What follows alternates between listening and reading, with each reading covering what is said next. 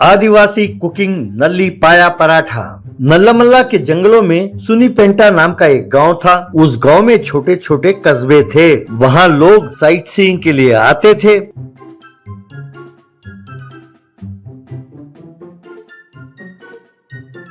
उन पर्यटकों के लिए रानी और उसके पति शेषु मिलकर पाया पराठा बनाकर बेचते थे। बेशक 1 रुपए कम मिले, लेकिन रानी अपने क्वालिटी में कोई कमी नहीं करती थी।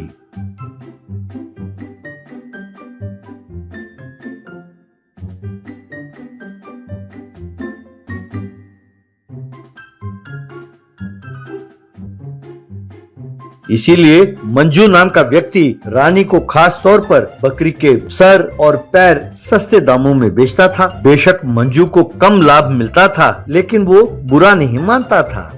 एक दिन रानी के घर उसका भाई पुनीत आया। वो बहुत ईर्ष्यालु था। रानी के दुकान के पास बहुत भीड़ देखकर उससे सहा नहीं गया।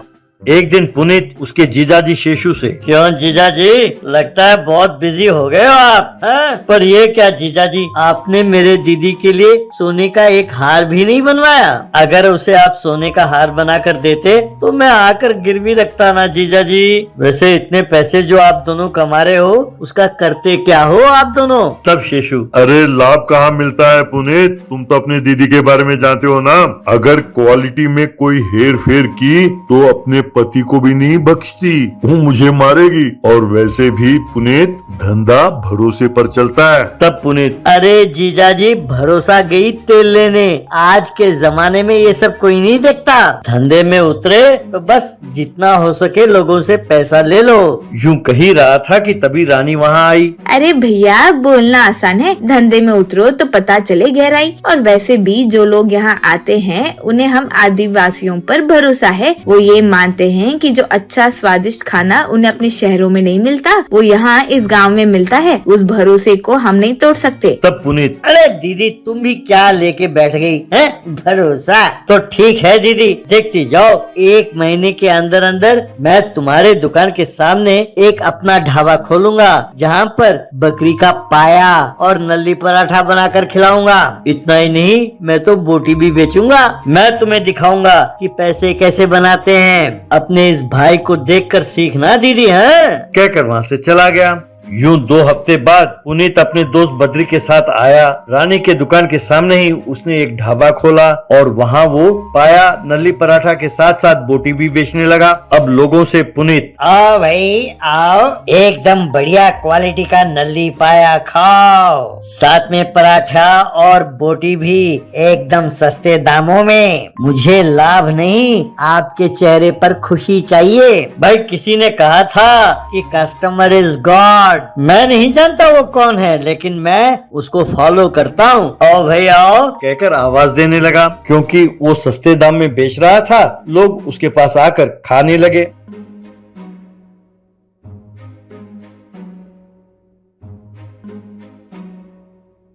यूं 2 ही दिनों में लोगों को उसके खाने की आदत पड़ गई। धीरे धीरे पुनीत ने नल्ली पराठा में हड्डियां कम डालने लगा, लेकिन बोटी करी ज्यादा डालने लगा। यूं वो ज्यादा पैसे बचाने लगा। यूं कई दिन बीत गए।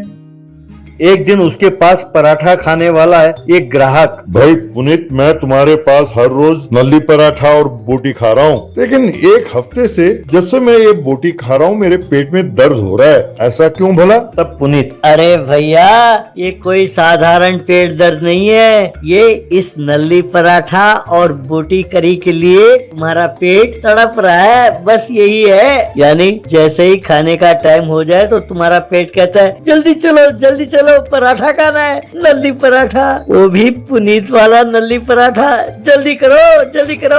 यूं तुम्हारा पेट तुम्हें इशारा कर रहा है भैया। तब वो ग्राहक, अरे पता नहीं भैया तुम क्या कह रहे हो, लेकिन पेट में बहुत जबरदस्त दर्द हो रहा है भैया। 2 दिनों से नल्ली पराठा और बोटी करी बहुत ज्यादा खा रहा हूँ। वैसे एक बात है भैया, इससे पहले रानी दीदी के पास खाता था तब तो कोई पेट दर्द नहीं हुआ मुझे, बताओ क्यों? तभी मंजू वहाँ आया और कहने लगा, अरे पगले, पैसे बचाने के चक्कर में, लालच में पता नहीं कहाँ कहाँ खाने लगे। पहले ये मेरे पास आकर बोटी ले जाता था, बाद में उसने मेरे पास आना बंद कर दिया।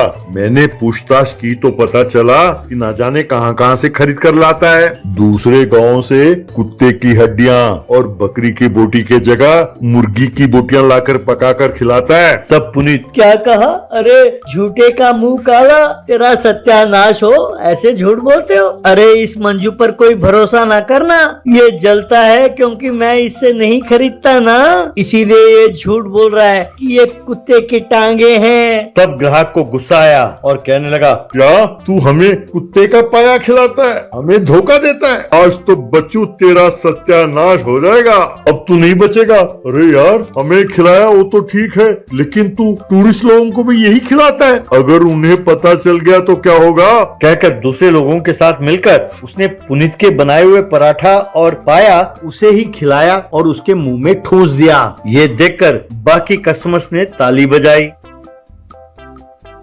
ये सब देखकर शेषु पुनीत के पास दौड़ा दौड़ा आया। शेषु को देखकर पुनीत, देखा जीजा जी, ये गांव वाले कितने बड़े साइको हैं, इन्होंने मेरा परोठा मेरे ही मुंह में ठूस दिया। तब शेषु, अब लोगों से पंगा लोगे तो यही होगा भैया। अगर लोगों के साथ ईमानदारी से बर्ताव करोगे तो सिर पर बिठाएंगे, और ऐसा हेरा फेरी करोगे तो तुम्हें उल्टा लटकाएंगे। अब दोबारा यहाँ आस पास दिखाई न देना। चलो चलो यहाँ से, मैं तुम्हें अस्पताल ले जाता हूँ और वहाँ से सीधा अपने घर चले जाना। कहकर उसे अस्पताल ले गया।